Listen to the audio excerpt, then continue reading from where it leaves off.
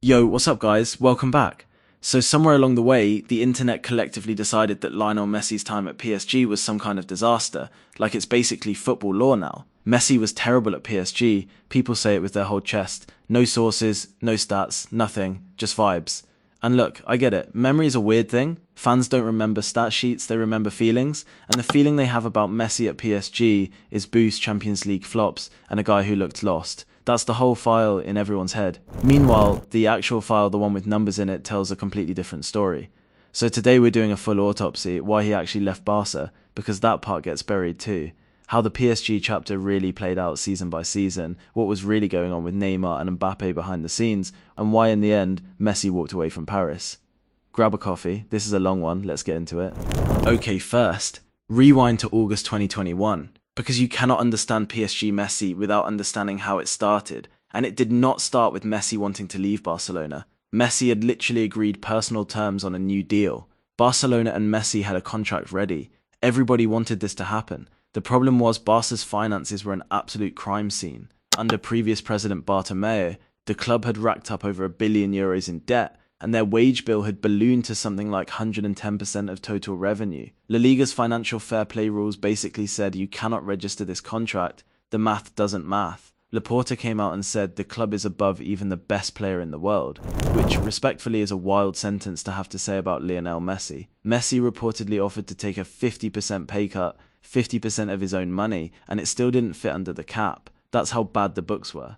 So on August 5th, in a press conference where he was visibly holding back tears, Messi confirmed he was leaving the only club he'd ever played for as a professional. Not because he wanted to, because the spreadsheet wouldn't let him stay. So already, before we even get to Paris, the guy's entire situation was built on heartbreak, not ambition. He wasn't chasing a new challenge, he got evicted. PSG swoop in almost immediately. Free transfer, Ballon d'Or winner, walks straight into a front three with Neymar and Mbappe. On paper, this is a video game glitch. This is FIFA Ultimate Team levels of unrealistic.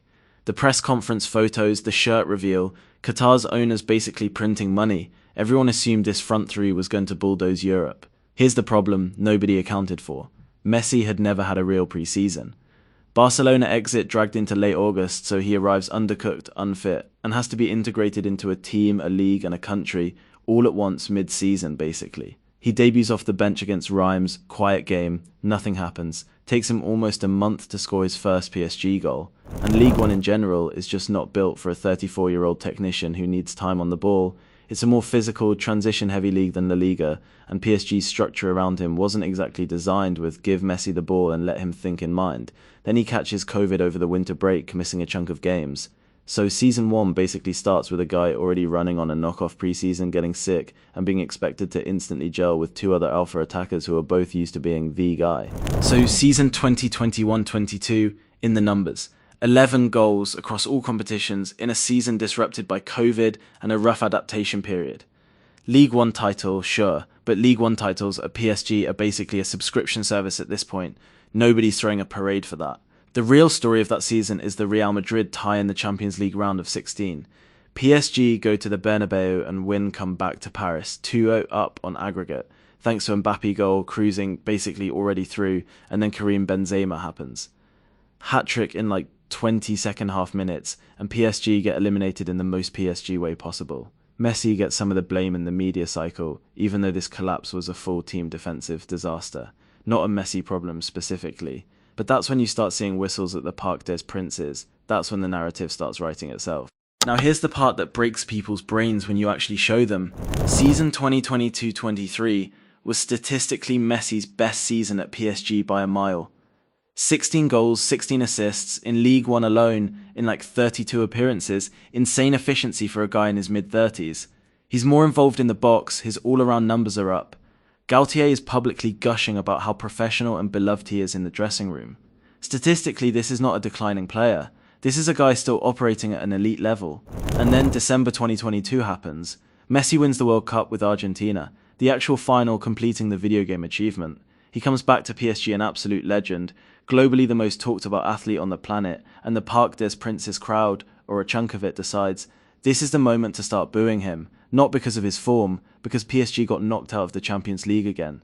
This time by Bayern Munich in the round of 16, again, and PSG fans starved for that. One trophy the whole project exists to win. Needed somewhere to put the frustration. Messi and Neymar both took it hard.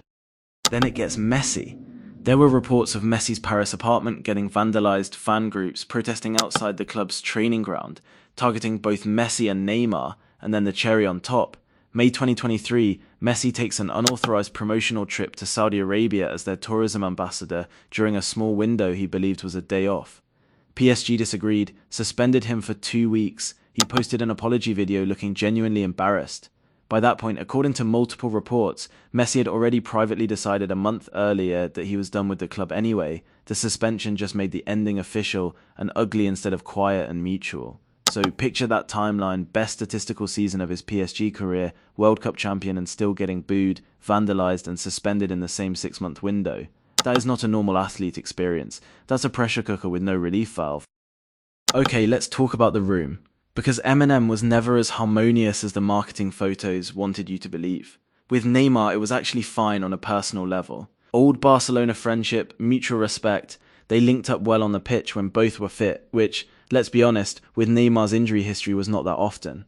Neymar missed huge chunks of both Messi seasons with ankle and other injuries, which just meant the front three basically never got a real run of matches together as an intact trio. With Mbappé, it's a different story, not beef exactly, more like a slow-motion power struggle.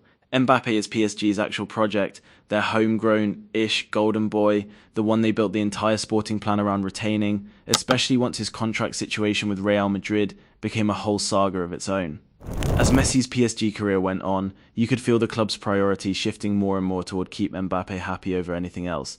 Different treatment, different leverage, different status. There were reports of on-pitch tension too, most famously Mbappé reacting visibly frustrated when a penalty situation didn't go how he wanted against Messi and Neymar's preferences. Nothing explosive, no public fallout, but you don't need a scandal for hierarchy to matter. Messi arrived as the biggest name on the planet and slowly became the third wheel in a club that was building its future around a 20-something Frenchman, not a soon-to-be 36-year-old Argentine on a short-term deal.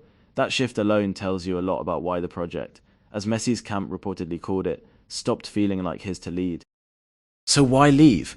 Contract expired June 2023, PSG chose not to trigger the option for a third year, and Messi had multiple roads open: a sentimental return to Barcelona, who was still a financial disaster zone behind the scenes, a genuinely historic $400 million a year offer from Al Hilal in Saudi Arabia, or Inter Miami, a club that could offer him something PSG never could: ownership stakes, control, and an actual soft landing away from European pressure and tabloid chaos. He picked Miami, not the biggest paycheck, not the sentimental option, the peace option.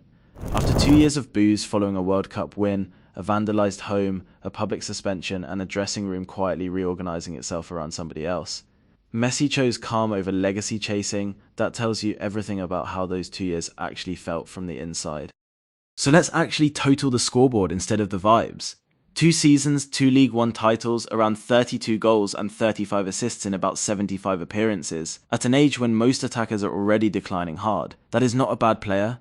That is not even an average player having a rough patch. Those are frankly ridiculous numbers for a guy in his mid-30s, adjusting to a new league, a new country and a new language, on top of a front three that never really got its ideal starting at Clev together for long. What actually happened is Messi arrived post-Barcelona peak, post-8 Ballon d'Or mountain, and the bar wasn't set at very good player. The bar was set at rement the Champions League by himself, on a team with zero midfield structure in a league that never suited his style. While sharing a front three with 2 other alphas, when that impossible bar wasn't cleared, people didn't say PSG's project was flawed, they said Messi was bad, 2 completely different conclusions from the exact same 2 years.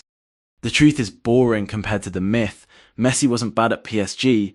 PSG was a badly built super team that could never get out of its own way, and Messi just happened to be the most famous face standing in the wreckage when the booze started. So yeah, next time somebody tells you Messi flopped in Paris, you now know the actual receipts. Let me know down in the comments what you think. Was it really Messi's fault, or was PSG just never built to work in the first place? If you're new here, this channel's all about breaking football narratives down with actual facts instead of just recycling whatever Twitter decided this week. So hit that subscribe button, it genuinely helps a ton. Catch you in the next one, peace.